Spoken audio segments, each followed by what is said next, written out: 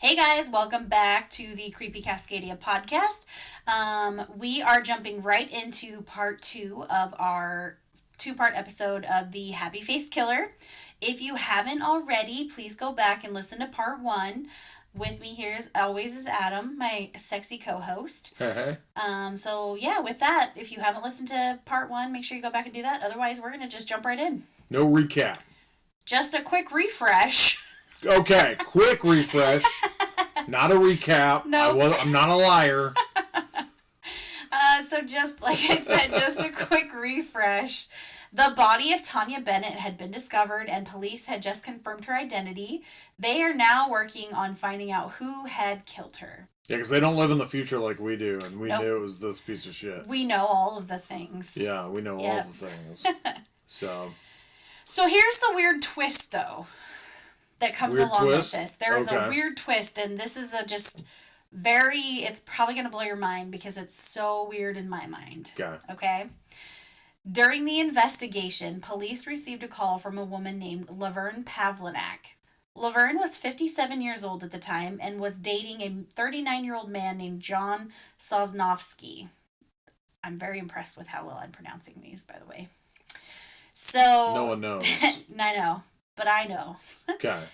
John is the man that she would implicate in Tanya's murder. Okay.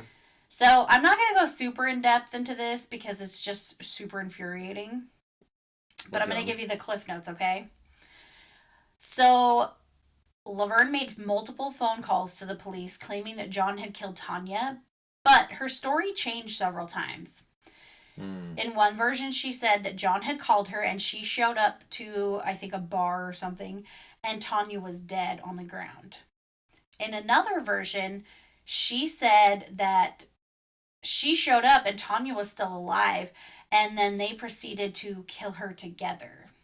Like, she had accidentally killed her because he forced her to choke Tanya and strangle her while he had sex with her. Very fucked up. Yeah. And we know that they like didn't do A this. little troubled. Yeah. Yeah. Yeah. Here's the thing, though. She correctly identified the location of Tanya's body, according to the police. One of the odd things about finding Tanya's body was a section of her jeans had been removed. So the area around the fly had been cut off almost as, I think, as like a trophy. Yeah, Okay. which is odd, right? Yeah. Yeah. So, after correctly identifying the location of Tanya's body, like she pointed out to the police where they had found her, she also provided police with a purse that had a section of jeans that had been cut out in the same spot that it was the same cut from the jeans that Tanya had been wearing. They were acid wash jeans. Like it was an exact match of the jeans? Well, or... it looked to be pretty damn close. Okay?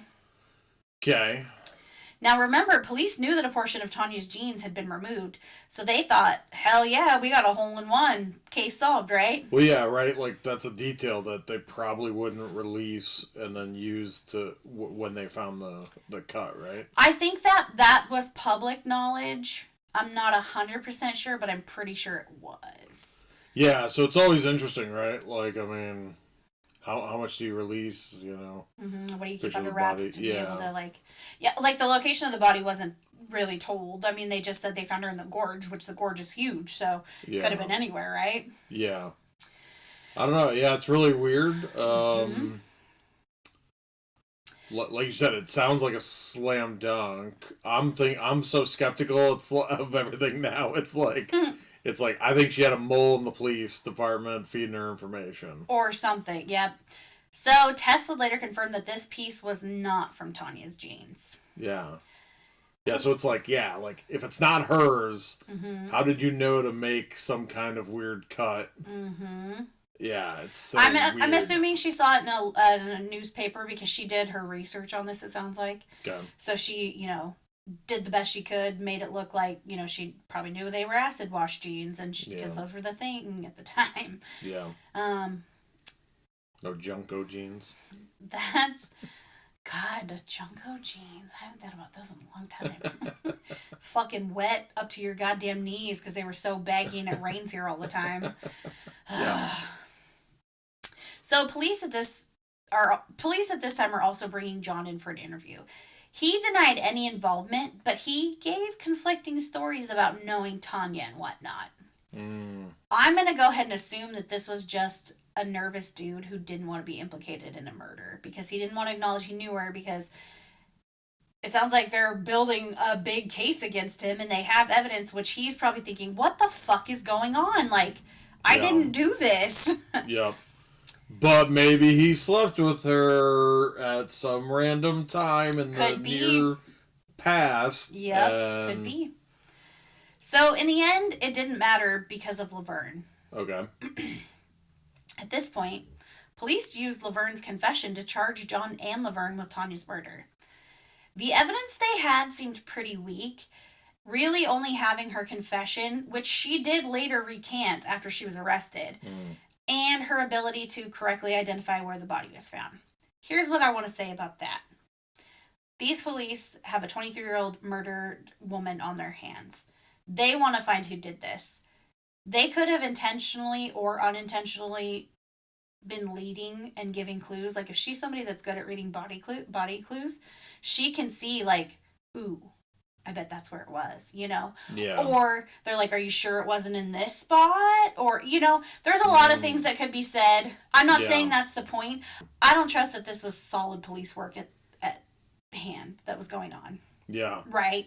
Yeah, maybe if she gave multiple stories, she claimed multiple places where the body was, and they just, like, only kept on file the one that she found. Yeah, because she did keep changing her story, and they're like, that seems odd.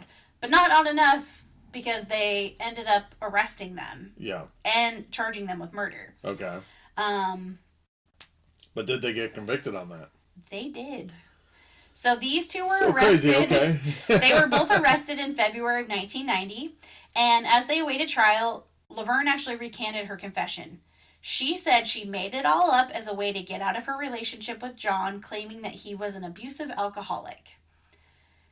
Out of all the ways this is very deja vu. Get out of you've told me this before, or you've watched the show with me. I think there was one. Show with you? There was a show that did a special on this portion of this case. Okay, so that's probably what you're thinking of. Yeah. Yep. Or one of them serial killer trivia, something. Probably. I mean, I know it all. So, I don't know if John was what she's saying he was. I think she loses all credibility, and I don't trust what she says, because she made up so many graphic, terrible things to try to get out of a relationship. There was a show and a couple articles that said her and her previous husband, like, he had left her and it really affected her. But again, lots of people get left and don't implicate their next significant other in a murder. Yeah. So, I honestly think there's some other things at play here. Yeah. Laverne pleaded not guilty, but in January of 1991, she was found guilty and sentenced to life with a minimum of 10 years. Okay. Now, remember, at this point, she's like 57, 58. Because she was 57 when this happened. Yeah. Fearing he would receive the death penalty, John pleaded no contest, which basically means that he didn't admit guilt, but he accepted the conviction. So similar to an Alfred plea, like, which is, I'm not saying I did it, but I am recognizing that the court has enough to convict me, so I'm accepting that. I think they're essentially the same thing. Yeah, you're accepting whatever punishment. So sometimes not that you have a choice, but yeah. Now, as we know, these two did not commit the murder, but it would be almost 5 years before they were exonerated. And honestly, I think Laverne should have remained in jail. John's conviction was set aside, turned over, but Laverne's conviction was not vacated. While she was released, the murder conviction stood as a way of punishing her for her lies and abusing the justice system. But yeah, I mean, other than retry her for, like, all the false testimony and all that, which you could... Like the judge said, you know, it's unjust to keep somebody who didn't commit this crime in jail. But she should be, like, evaluated or be in, like... There should be some type of punishment for taking away somebody else.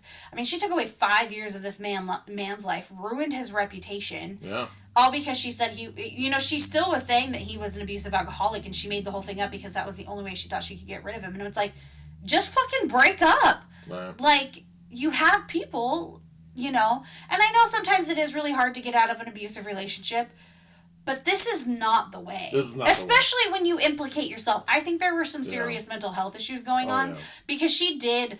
I mean, she was like, it sounds like she made multiple calls to the police with all this details and all these information that she was making up in her mind. I honestly think there was something else wrong besides even if she was in an abusive relationship. Now, while these two were sitting in jail, Keith learned that his quote unquote work, so to speak, had been attributed to these two. This would actually lead to the creation of the moniker Happy Face Killer. Because Keith decided that he didn't want somebody else getting credit for what he had done. Because he's a fucking narcissist, as we're going to find out. Yeah. Keith decided to write a confession on a bathroom wall at a truck stop in Montana. Now, this confession read, I killed Tanya Bennett, January 21st, 1990, in Portland, Oregon. I beat her to death, raped her, and loved it. Yes, I'm sick, but I enjoy myself too. People took the blame, and I'm free. And it was signed with a smiley face.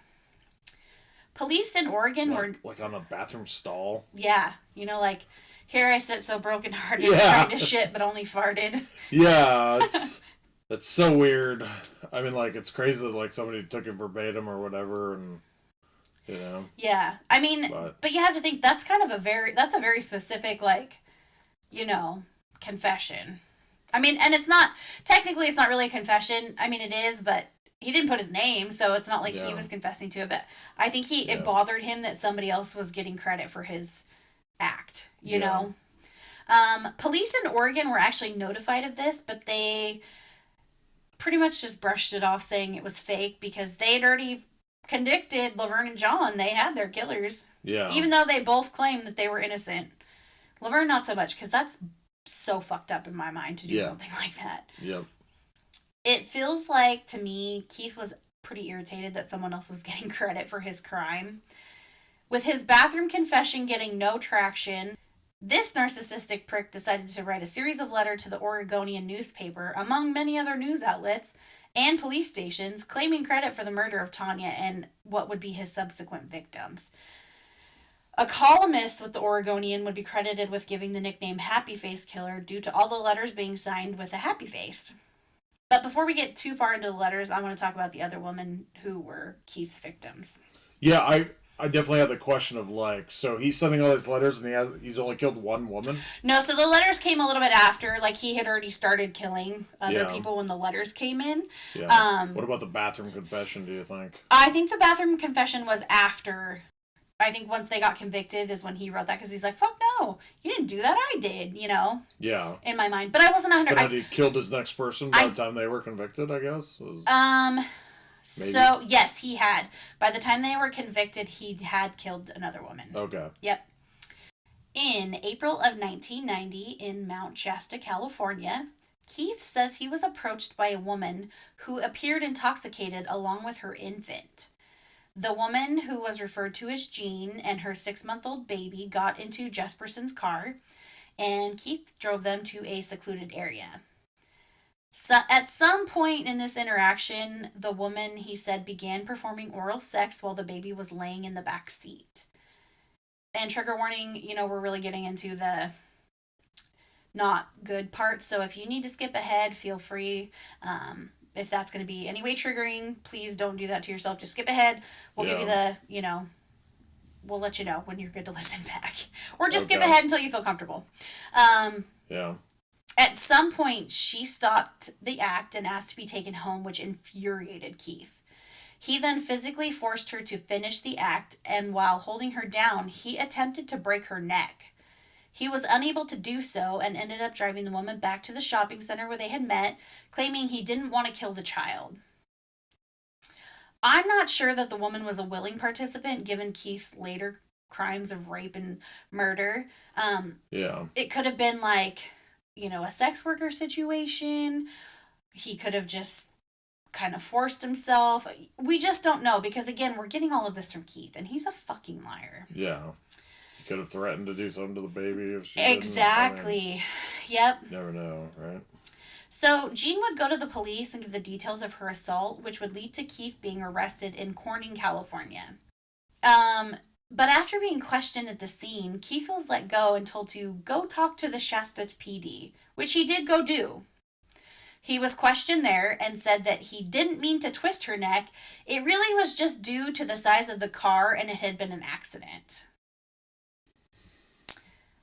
Apparently, he also showed detectives an empty bottle of booze at the scene itself, which led to the police releasing him. Even though the police seemed to side with Keith, there was a sexual assault charge filed against him, which then led to a warrant being issued because he failed to show up for his trial or hearing or whatever. Okay. Okay. He was actually arrested in Iowa when he was caught at a weigh station. They ran his name while he was getting weighed, and police in Iowa arrested him. However, they had reduced the charge to a misdemeanor because the case was deemed too weak. And they didn't bother extraditing him because it would cost too much to extradite him. Right. And this just pisses me off. This poor woman was sexually assaulted in front of her child, and everybody just kind of brushed it off. Like she was an alcoholic and, you know, she doesn't know what she's talking about. And it's such fucking bullshit. Yeah. Like you said, if they thought it was a sex worker or something, you know. Just don't care. Yeah. Yep. Definitely don't care. Quote unquote, got what she deserved for being in profession. Yeah, yeah. I don't know. That was a real weird voice for. I don't know. Whatever. I kind of liked group it. I was trying to. I think you should talk to me like that when we're getting frisky. Yeah. Ugh, gross. No. Sorry, I gotta make it light because this is so fucking terrible. Yeah, yeah. It's like you literally had the guy, so. Mm-hmm. You still haven't told me how many victims, but basically all the victims are on these pieces of these fucking cops' heads for not pursuing this or taking it seriously or whatever, right? Mm-hmm. Like, I mean, maybe it's a weak case, sure, but that woman still deserves justice. Yeah. Like, literally, that could be attempted murder. Yeah. Like, but no. She reported it. Like, that's... She did the thing she was supposed to do. Yep. And it didn't matter. Yep. Yep. So, because this fucker wasn't ever held accountable, he was free to continue killing. Yeah. In August of 1992, Jesperson would claim his second victim. Her body, I just want to say now, she is and still remains a Jane Doe. They have never identified her. Oh. So she was found near Blythe, California. After his capture, he claimed that her name was Claudia, but again, she has never been identified. He claimed he offered her a ride after meeting her at a truck stop, but he began to feel like this woman was, quote-unquote, playing him, which infuriated him and caused him to snap. He proceeded to duct tape her mouth and hands, then raped her and strangled her to death. So when did this... Okay, I already have a question. Sure. Did this confession come about in one of the happy face letters or after they had caught him? After they had caught him. Okay. Yep. So this is like... Hey, maybe tell us more or something, or like, you know, maybe looking for a leaner sentence or something, or something. Yeah. So, sometimes they do that, right? If like, I think he really liked to talk about his crimes. Well, yeah, that was the other thing I was just about to get to. Yeah, or he's just so narcissistic. He's like, well, I want you to know about everything I did.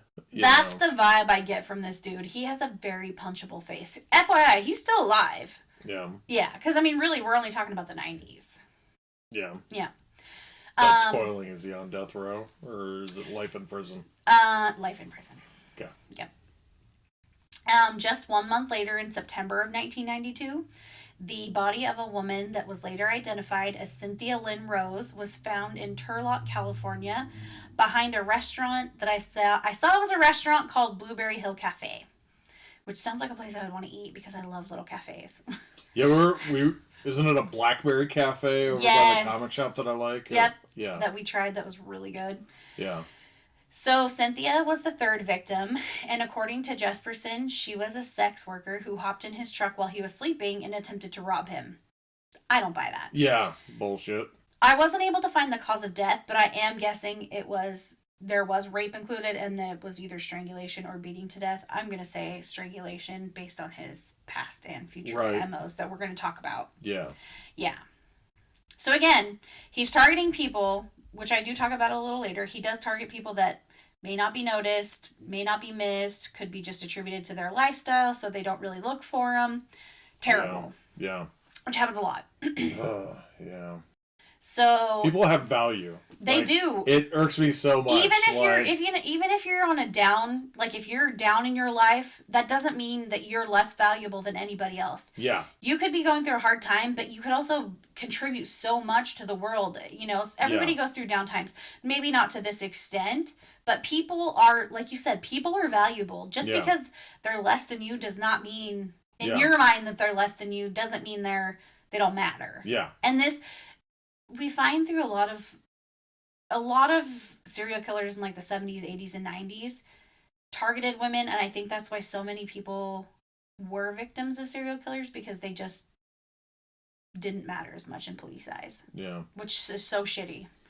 I don't think that's the case now, which is great, but you know, there are some lots of bad missteps that happened, you know, based on what police determined to be who was worthy and who was not of being, you know, who mattered. So, yeah, for sure. This is why I'm all fired up about women's rights, because of this fucking bullshit.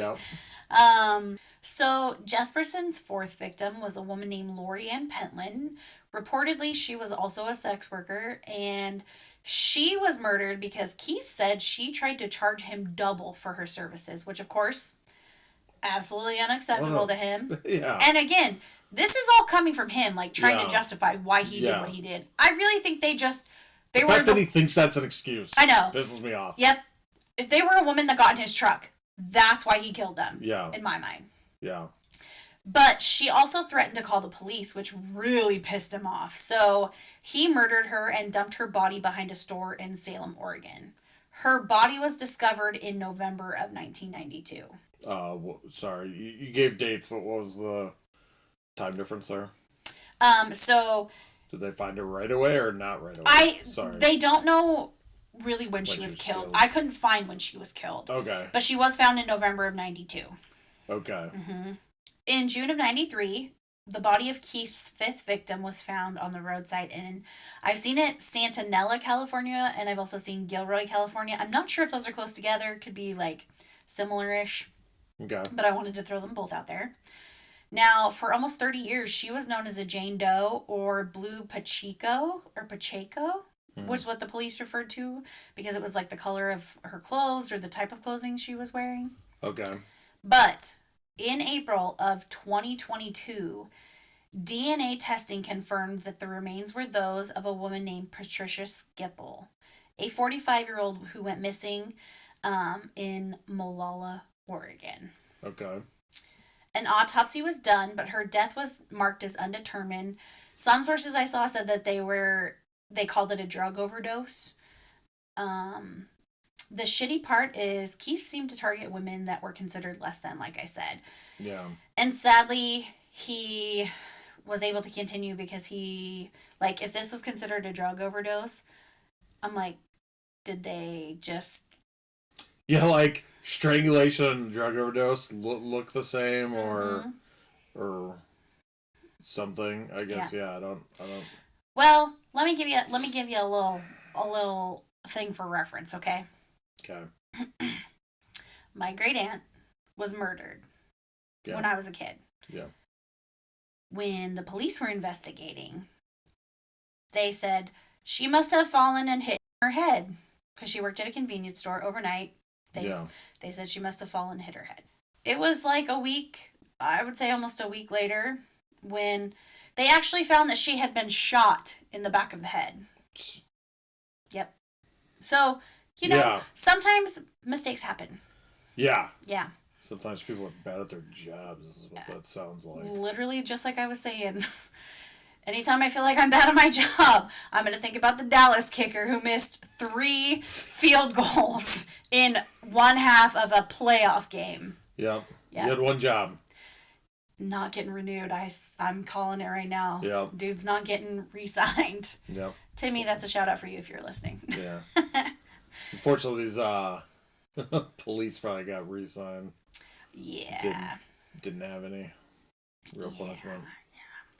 Yeah. So, you know... Drug overdose, but definitely killed by a serial killer. Yeah. But it was marked as undetermined. But I'm like, did you not see the strangulation marks? Like, was her hyoid bone broken? Which is a pretty well-known sign that somebody had been strangled or choked. Yeah. But I feel like... think just punched enough to, like, concuss? I mean, like, maybe... I don't know, for as big a dude as he is, maybe. But, yeah, it's like... Well, and it's also, like, you have to question, like, how had she been out in the elements? How much had she decomposed? It's hard to say. Maybe just the same way he was targeting sex workers, maybe he targeted a drug addict who would do stuff for money. Yep. Yeah. Yep, for sure. So Keith would strike again in September of 94, killing a woman he claimed was named either Susie or Suzanne. This would be this was his sixth victim, and her body was found in Crestview, Florida, having been raped and strangled. She remains a Jane Doe. She has never been identified. Man, 2 out of 6 is Jane Does? Yep. Yeah. Fortunately, this is like... Yeah, I mean, really, 3 out of the 6 so far had been Jane Does up until last year. With the DNA testing? Yep. Yeah, it is a little crazy, right? Yep. So, I'm going to give another trigger warning on this next one. It's especially brutal. The 7th victim was a 21-year-old woman named Angela Sabriz, who met Jesperson at a bar in January of 95 in Spokane, Washington. Now, Keith agreed to give her a ride to Indiana, where she was going to meet her boyfriend. According to Keith, she started complaining about how long it was taking to get there, which at that point had almost been a week on the road. Yeah, I think you can drive from Spokane to Indiana in a week. I mean, I would especially truck driving, like 8 hours, like on the highway. They do. Yeah. So, old Keith here got super triggered because how dare a woman complain in his presence? And in true piece of shit fashion, he raped her and strangled her to death. Her body was found in 1995 along a highway in Nebraska. Okay. Now, Keith made a mistake with this one. Okay. He actually had allowed her to make a phone call using his credit card while they were on the road. Okay. So there was a tie. Yeah. Right? That put him with her. And trigger warning, this is absolutely awful and so heinous.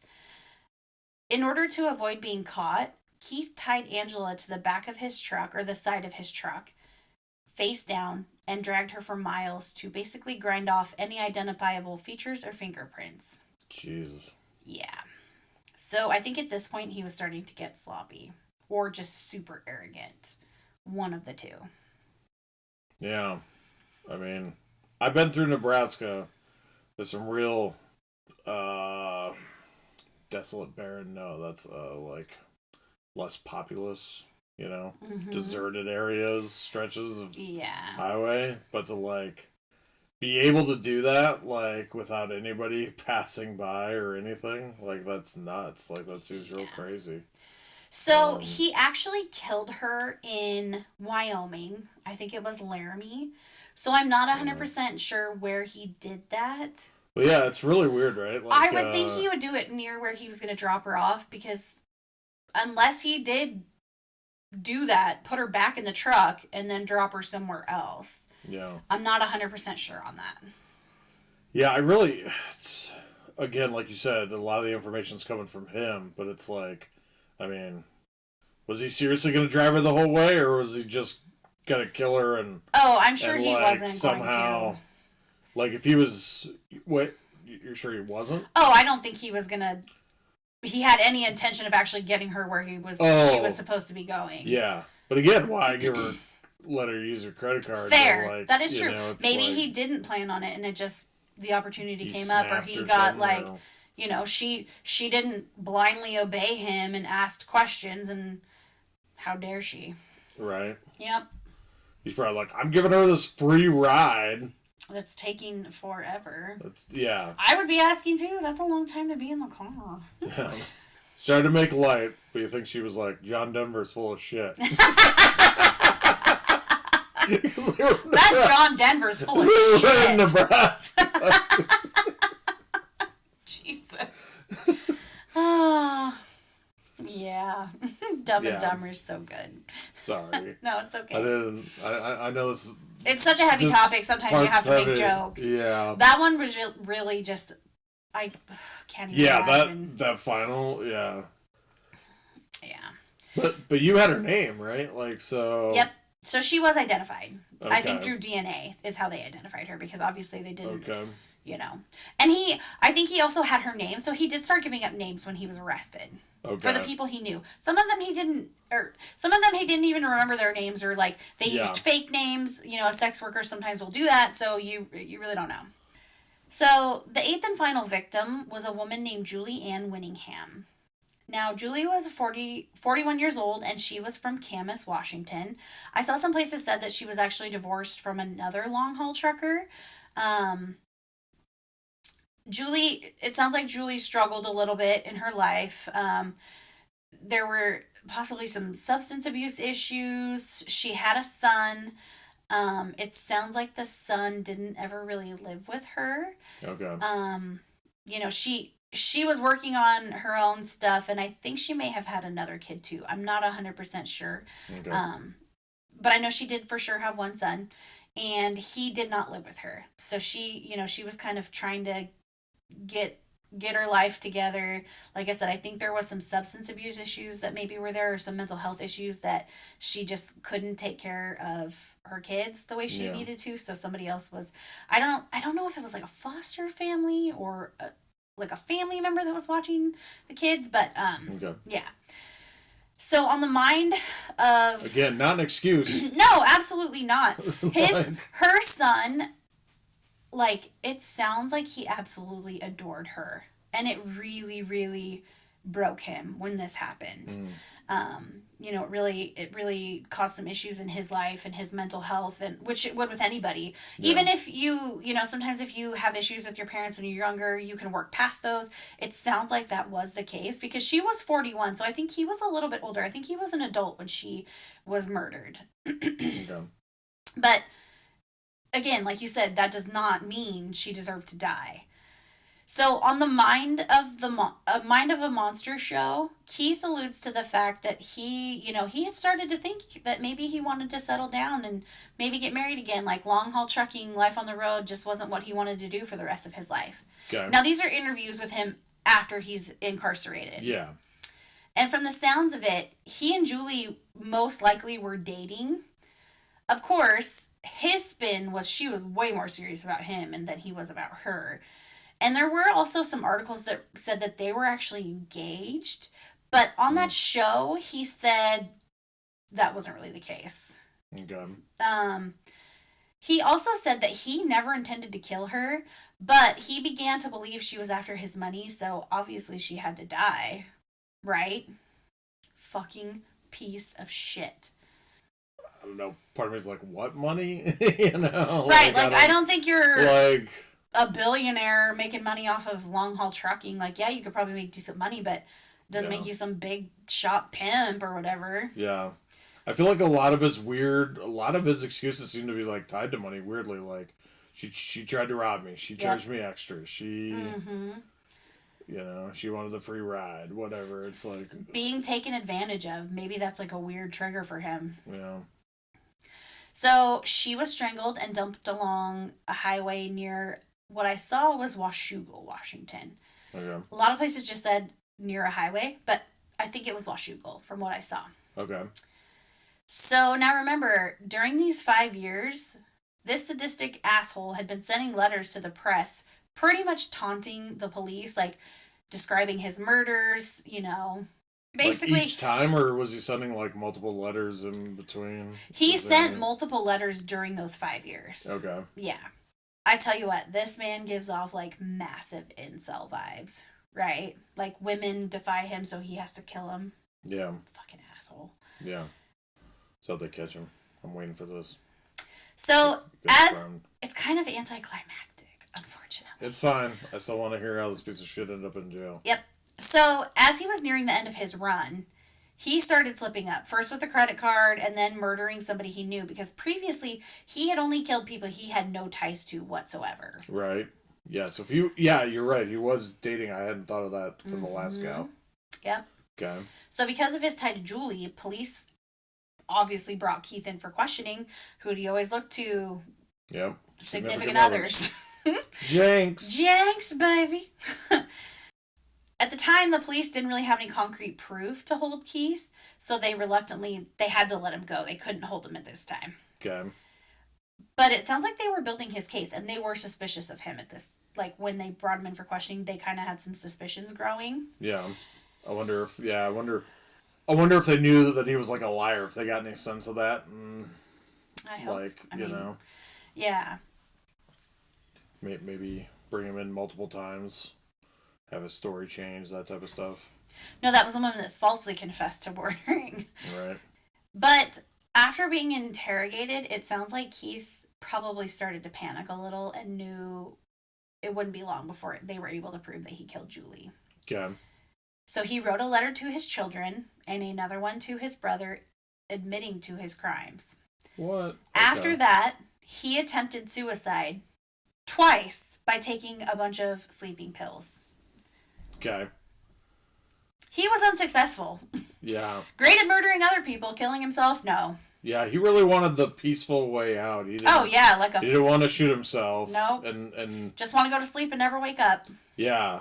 I mean, yeah, so forgive me if I talk, double standard stereotype stuff, right? But, like, I've always understood that, like, men, when committing suicide, are usually successful because they shoot themselves.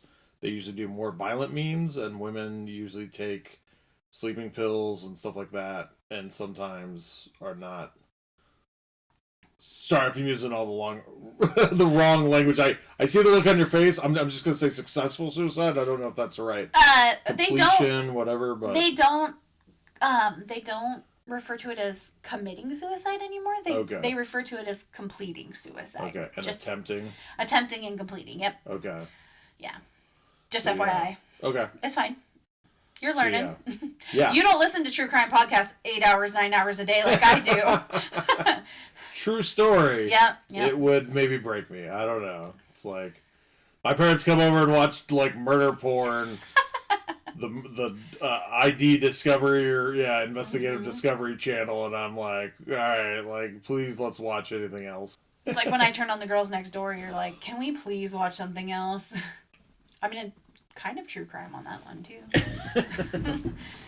I'm interested for you to tell me about the Girls Next Level. Yeah. Yep. Oh, I will talk about it. Don't worry.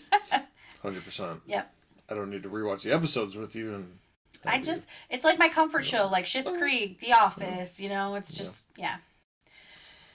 Just those shows aren't. No, I know. No. So after sending the letters out, Keith called the Cochise County Police and confessed to Julie's murder. Oh, okay. What's sorry. That? I had a question. I don't know if you can work this backwards. When he sent the letter to his kids and the people, did he put the smiley face or did he sign it in his own name? Ooh, I don't know. That's a good question. I mean, if they knew it was from him, it was in his own name. But yeah, right. I wonder if that would be a way to be like... verifying. Yeah. I mean, it was in the news, so I don't think it would be like, ooh, But that's a good question. I wonder if he did. I haven't seen anything. Yeah. But good question. After he called to confess, the police department a couple of the detectives flew out to arrest him in Arizona without incident. Dude made it all the way to Arizona? He was in Arizona, yep. Jesus, he's like... Well, he's a long-haul trucker. He's everywhere. Well, I know, but I'm saying, like, Mexico's right there. Like, I mean... Yeah. It's like... I mean, I think murder, you can still get extradited, but it's like... Yeah. So... As rich as he was, he should have just kept driving to Mexico and... So the funny thing is... I guess he also tried suicide, so... Yeah. Or attempted suicide. Yeah. So, the funny thing is, after he was arrested, he reportedly called his brother and told him to destroy the letter that he had sent. Because in the letter, he had confessed to the crimes. Okay. But his brother turned it into the police. I'm thinking he was gonna, like... He got arrested. He's like, oh fuck no, this isn't the life for me. Like, I don't want to do this. So he didn't want any solid evidence. Yeah, once they actually put him in prison. Mm-hmm. So while in custody over the years, he eventually confessed to all 8 murders. Although, like all the other twatty serial killers, he tried to take credit for up to 180 murders, which is not uncommon. Okay. So yeah, a lot of the time serial killers will try to make their body count seem a lot higher. Yeah, for like notoriety or something. I guess, yeah. I mean, he killed 8 women. It's pretty substantial. Yeah, but he wanted to be cool. I mean, is it possible that he killed more? Probably. I mean, I don't think that that's out of the realm of reality. He very well, I was just going to say, because he was he traveled so much as a trucker. Yeah. There were a lot of jurisdictions all over the U.S. that wanted to know if Keith could have been responsible for some of their unsolved homicides. Right. I even saw one article said that, like, what was left over of the Green River Killer Task Force actually thought, maybe some of our unsolved murders that weren't attributed to the Green River could have possibly been attributed to him because he was in Washington in the area at the time, Yeah. I mean, did the timelines match up? Like, we're saying his first victim was like 90, his first known 91. victim was in 1990. Yeah. Yeah. And then his last one was 95? Yes. Yeah. Yep. Now, I fully believe he could have, done more. Yeah. In my mind, I think if he had solid proof, he would talk about it because he wants that notoriety. Yeah. I mean, but it's also, I mean, maybe he's done so many he just doesn't remember. I mean, there's possibly that too, right? Like, if you're traveling that much, you don't really remember where you were at. I mean, you would hope that, I don't know, I guess, like, I don't know, it's like a weird double-edged sword. You would hope he remembers, but also at the same time, I don't know, sometimes they get off remembering. It's really, right? Yeah, for sure. Reliving it, playing the, highlight reel or whatever, which is so fucking disgusting. Yeah. But yeah, eight women in 5 years, I mean. I fully think he was capable of having more murders that he actually did commit. Yeah. Probably not 180. No, I don't think 180. I could easily see, like, well, I guess 2 a year would be like 12, 10 or 12. Yeah. Maybe even more. Yeah. Depending on, like you said, if you found the right marginalized person or something, or, they got into the, they got into the car with him. Yep. Or into the truck with him. Yep. So, I'm not really going to go over the case, like the actual trial very much, because we know he was responsible. We know that he did these crimes. He was convicted of these 8 murders over the span of a few years. I think they tried him separately. There was an issue with, like, extraditing him back to Wyoming to be tried in there for Angela Sabrise. She was killed in Wyoming, dumped in Nebraska.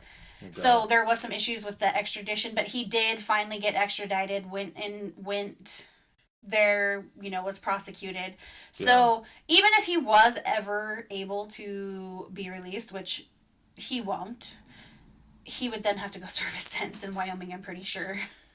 Yeah, I was going to ask how that works. If it's not like, if you kill multiple states, like, could you just go to a federal prison for life, or is it straight up like you get convicted in Washington, you still got trials in other states? I'm not sure how that works, like how you end up in a federal... Now they're going to bounce you. Yeah. I guess, I mean, because, it's like, are these not federal crimes? Like, is murder not a federal crime, I guess? I mean... So he did go to a penitentiary, which I think is for federal, it's not jail, it's like a penitentiary, so I think maybe that's the difference between... Well, yeah, you have your state penitentiaries, but you also have your federal ones, right? Okay, yeah. So he was convicted, like I said. Yeah. He's currently serving his life sentence at Oregon State Penitentiary. He is still alive. And, yeah, this is kind of just a pared down version of the Happy Face Killer. So, what are your thoughts, babe? Piece of shit. Yep. Let's start with the obvious. Started off strong. Yeah. Piece of shit. I think the listeners maybe could hear a little bit of my just upsetness. Yeah. When I was like, people have value. They do. Like, it really, that definitely bothers me. Mm-hmm. I don't know. Yeah. I don't want to hate on cops, but yeah, it's like, you you gotta treat. You gotta treat everybody like the CEO. Yeah, Yeah. It's like, yeah. I mean, I get that certain cases will have like publicity, and others might not. Yeah. But like, yeah. But they all should get publicity. Yeah, they all should get the same treatment, regardless. Yeah. The letters. Yes. Have they been made public? Has like the police or I guess if you send them to news organizations, did news organizations like publish what they look like? You know. Some of them did. I don't think all of the letters were published, okay. But you can find some online. Okay. Mm-hmm. Were they like handwritten? Were they typed? Handwritten. Handwritten? Mm-hmm. Not like ransom note, like cutout magazines? No. Sorry.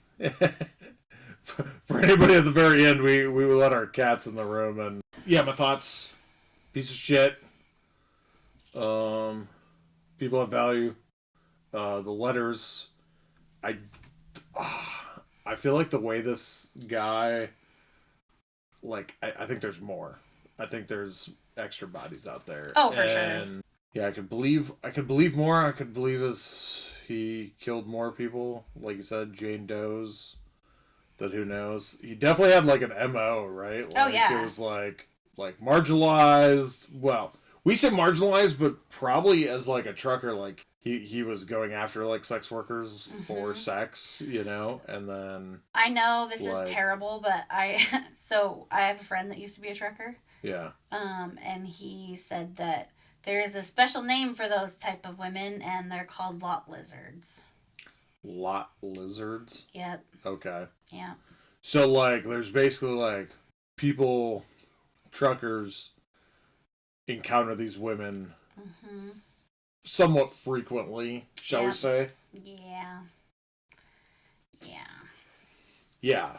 So then it's, you know, again, opportunities there. You know what I mean? Who knows what the real triggers are? Like you said, his excuses are terrible and flimsy, and I agree with you. I don't believe them. No, I don't either. And then, yeah, it's kind of crazy. Like, right, there are these professions that like provide those opportunities, like truckers. Like, I'm almost surprised like more serial killers like aren't truckers, or like these jobs where you're mobile. You have opportunities to be in multiple places, like, you know, like all the time. There's a serial killer that I think he was up in Alaska. I have a lot of serial killers running around in my head, but Israel Keys. Okay. He had like kill kits all over the U.S. because I think he was also a truck driver. Okay. Or he traveled quite frequently for his job, so he had kill kits hidden all over the U.S. When you say kill kits, like his stuff that he would use to murder women in all these different states. Yep. Okay. Everything he'd need to get the job done. Okay. Yep. Yeah. So yeah, I agree. I mean. Yeah, and I mean see, kill kits is like an interesting thing, right? Like, you stop in this town, you buy like rope, shovel, plastic, whatever. You know, I'm thinking like Dexter and all that stuff and burying bodies. Yeah. This guy didn't even do that. He just dumped bodies, right? Yep. But you buy them here and then you use them. Where? Yeah. Sometime later, like it's almost. If you use cash, like it's almost untraceable, right? Like so much of this feels like that way. It's like it's almost like how do you ever catch these people? Like this guy, had he not killed the girlfriend, probably could have kept on doing it, you know? Yeah. Like to strangers. I forgot to mention, but I think after he was after he turned himself in and was arrested, they actually used his travel logs. Yeah. I mean, it literally was like a roadmap that put him where and when these happened, you know. And a lot of other, like I said, other jurisdictions were thinking that maybe he was the one. So they were trying to see, like, was this guy in my state at this time? Yeah. So those travel logs really helped confirm, you know. Yeah. A trucker generally works for a company that knows you're picking up here, delivering here. Yep. You know. They map everywhere you go. Yeah. I mean, especially now. like... Data analytics and all that stuff. Well, and you have your cell phone now that can track you 24/7. Yep. So yeah, maybe it's a lot less likely. I mean, it's still like you still probably have opportunity, and you still have different things. Like I think it would still be hard to pinpoint somebody, you know? It's like, I guess it raises an interesting question. Like, you know, if you were a serial killer, would you want to be a traveling one, or would you want to be one that, like, hunted in some radius of where you lived, right? I mean, I don't like to leave the house, so I would have to say it's probably around where I live. But then also you don't want to be hunting around where you live because I feel like you're going to be more likely to be questioned. It may be more likely that they're going to track you a little bit better because you are in the area. Yeah. Eventually, a community will go on like higher alert. You know, like make it harder. People are going to keep a better eye out. Yep. All that stuff, right? So yeah, you know, all the more reason. I don't know. Like, it really does seem like truck drivers like have it made. Like, I don't know, like the profession that I would say like correlates best. You know. Yeah. And I'm not advocating for serial killing. I'm just saying, like, please, if you're a truck driver, don't do that. Yeah. Or anybody in general, just don't do that. Just don't do that. People have value. Go to therapy. Work through your issues with your childhood. It's great. I'm a big advocate for therapy and counseling. Like, yeah. Let's just do that instead of murdering people to get your rocks off. Yeah. 100%. So yeah, but those are ultimately the thoughts I have on this. Yeah. Like I said, he's still alive. Let's end with what a piece of shit. What a piece of shit. So his daughter, I follow her on TikTok. She has been reading his letters that he sends to her. She cut off contact, I want to say, like 15 years ago. She's married. She has 2 kids. Okay. You know, but he still writes to her. And some of the stuff he writes is just, this man is not right in his head. Okay. You know, he, like, in one letter, he called her fat. He's like, you're fat, yada, yada, yada. Just total, like, asshole. Yeah. You know, I can't control you, so I'm just going to break you down kind of things is what it really reminds me of. Right. Yeah. Yeah. And she broke off contact. He's still sending letters. Yeah. So she took, there is a picture I found online. It was like her husband, and her 2 small children. And it was like, that was the last time she spoke with him. Okay. He's tried to call her, but she does not accept the phone calls. Yeah. I don't know about the other 2 siblings. I have not found anything on them. I think they're pretty much just trying to stay out of the limelight. Yeah. You know, but maybe, you know, Melissa's journey includes talking about it, because sometimes you do need to talk about stuff like that in order to work past it, right? Yeah. And she, from what I've seen, she really does want to help other people. Like, you know, she probably harbored a lot of guilt as a child and a young adult, so she doesn't want other victims of serial killers' kids doing that, or just the victims of family in general, you know? Yeah, do you want to plug her podcast in this episode? I know we did it in the last one. Yeah, so it was a really good one. It's a multi-part series all about her dad, essentially. So it's the Happy Face Serial Killer. You can find it on any podcast. I will tell you, it's like what drew me to it is black and yellow. It's black and yellow, like the cover art. So it's like a yellow background with like a black semi kind of looking thing and a smiley face. Very interesting. Very, very, very what's the word I want to say? Very captivating content, and it's very well told. There's some like experts on there. There's some police investigators, I believe, that are also on there that she talks to. So really great podcast to listen to if you want to learn more. And this is also gives crazy the personal touch there. I was just gonna say it gives a different perspective on Keith from somebody that was very close to him, you know, and what she saw and experienced as a kid. Yeah.